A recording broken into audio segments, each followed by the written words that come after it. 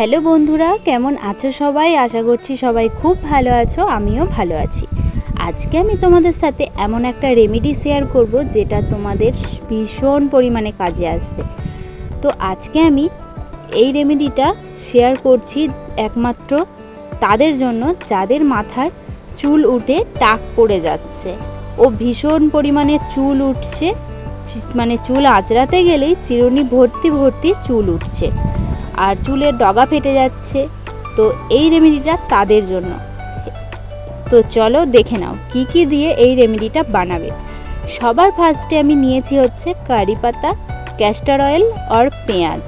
তো ফার্স্টেই আমি বলে দিই, কারি পাতা মানে গাছের কচি কচি কারি পাতা নেবে। যে কারি পাতা আমরা চানাচুরে ব্যবহার করি সেই কারি পাতা, যা মানে যাদের চুলের লেন্থ ততটা বুঝেই আর কি কারি পাতাটা নেবে। আর কারি পাতাটা একটু কচি কচি নেওয়ার চেষ্টা করবে।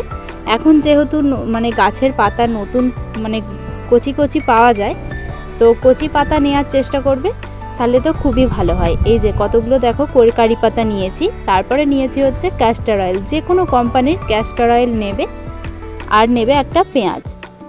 ফার্স্টে কারি পাতাগুলো আমি মানে গাছের ডাল থেকে আর কি একটা একটা করে পাতার ডগা আর কি আমি ছিঁড়ে নিয়েছি, এই যে দেখো। তারপরে এটাকে আর কি বেটে নিতে হবে বা পেস্ট করে নিতে হবে। তোমরা চাইলে মিক্সিতেও করতে পারো, শিলপাটাতেও করতে পারো।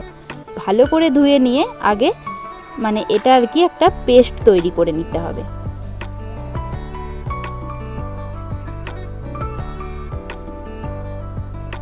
যতটা সম্ভব মিহি পরিমাণ করা যায় ততটাই করতে হবে। আর মিক্সিতে দিলে তো কোনো কথাই নেই, তো শিলেও খুব সুন্দর হয়। এই যে দেখতেই পাচ্ছ, একটু ভালো করে ধৈর্য ধরে একটু শিলপাটায় এটাকে বেটে নিতে হবে।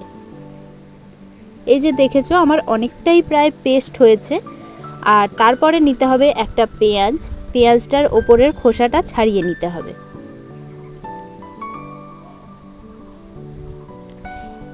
আমি একটা মাঝারি সাইজের পেঁয়াজ নিয়েছি। তোমাদের যদি চুলের লেন্থ ছোট হয় তাহলে এর চাইতে একটা ছোট পেঁয়াজও নিতে পারো। আর চুলের লেন্থ বড় হলে এর চাইতে আর একটা বড় পেঁয়াজ বা দুটো পেঁয়াজও নিতে পারো। এই যে দেখো পেঁয়াজটা আমি পিস পিস করে কেটে নিয়েছি। ওই একই শিলপাটায় আমি পেঁয়াজটাও বেটে নেব।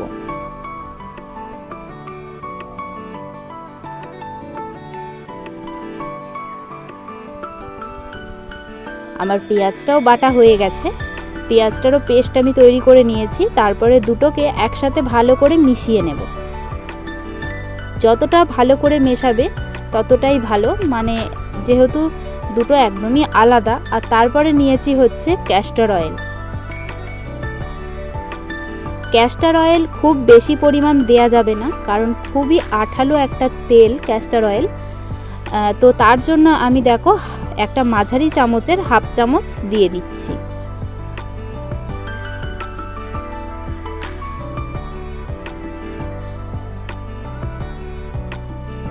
ক্যাস্টর অয়েলটা দিয়ে মিশিয়ে নেওয়ার পর আমি দিয়েছি হচ্ছে নর্মাল কোকোনাট অয়েল। তো এই নর্মাল কোকোনাট অয়েল না থাকলে কেউ নর্মাল যে মাথায় যে কোনো তেল ব্যবহার করো সেই তেলটাও দিতে পারো, বা সরিষার তেলও দিতে পারো। আমার কাছে কোকোনাট অয়েল ছিল, তাই আমি কোকোনাট অয়েলই দিয়েছি, এক চামচের থেকে সামান্য একটু কম। আর তেলে জলে কখনোই মিশ খায় না, আর তাই জন্য মানে যতটা সম্ভব ভালো করে মিশিয়ে নেবে, অবশ্যই মিশ খাবে। তো দেখো মানে যতটা পরিমাণ পারবে ভালো করে ফেটিয়ে নেওয়ার চেষ্টা করবে, তারপরেই দেখবে অবশ্যই মিশে যাবে তেলটা আর মানে কারি পাতার এই মিশ্রণটা।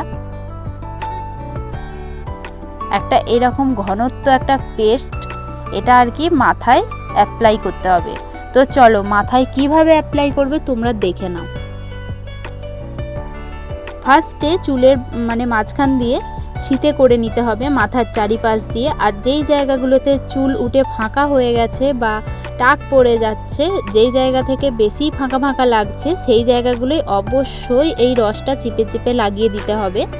আর সারা চুলেই লাগাতে হবে, কারণ ডগা ফাটলেও এই কারি পাতা আমাদের চুলের জন্য ভীষণ পরিমাণে ভালো। আর পেঁয়াজের রস তো কি বলবো, মানে পেঁয়াজের রস আশা করি এখন সবাই জেনে গেছো যে পেঁয়াজের রস আমাদের চুলের জন্য ভীষণই ভালো, ভীষণ উপকারিতা। আর পেঁয়াজের রসটা নর্মালি শুধুও মাখা যায়, আর এটা দিলে আর কি মানে কারি পাতা বা ক্যাস্টর অয়েল এগুলোর সঙ্গে দিলে আর কি খুবই কাজের হয়। আর ক্যাস্টর অয়েল আমাদের চুল ভারী করে, যাদের চুল একদমই পাতলা তাদের চুল আর কি ভারী করে। তো এই যে দেখো পুরো আগা থেকে ডগা পর্যন্ত ভালো করে মাথার মধ্যে এই পেস্টটা লাগিয়ে নিতে হবে, নিয়ে মিনিমাম 25 থেকে 30 মিনিট তো রাখতেই হবে, আর কেউ চাইলে 1 ঘন্টাও রাখতে পারো। শ্যাম্পু করে ধুয়ে ফেলার পরই তোমরা বুঝতে পারবে যে চুলটা কতটা সিল্কি আর কতটা সুন্দর হয়ে যাবে। আর 1 মাস টানা যদি তোমরা ইউজ করো তাহলেই কিন্তু বুঝতে পারবে যে এর কি ফল। তো চলো, ভিডিওটা যদি ভালো লেগে থাকে অবশ্যই আমার চ্যানেলটা সাবস্ক্রাইব করে আমার পাশে থাকবে, আরও নতুন নতুন ভিডিও নিয়ে আসবো। তো চলো, সবাই ভালো থেকো, সুস্থ থেকো, টাটা। দেখা হচ্ছে আবার নতুন কোনো একটা ভিডিওর সাথে।